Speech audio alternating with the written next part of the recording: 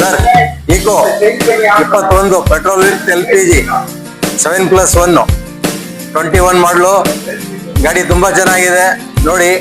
Showroom ಹಿಸ್ಟ್ರಿಲಿ ಇದೆ, showroom condition, ಮತ್ತೆ mileage ಗಾಡಿ, ಫೈನಾನ್ಸಿಬಲ್ ಫೆಸಿಲಿಟಿನೂ ಇದೆ, ಎಲ್ಲ ಮಾಡ್ಕೊಡೋಣ ನೋಡಿ. ಚೆನ್ನಾಗಿದೆ ಗಾಡಿ.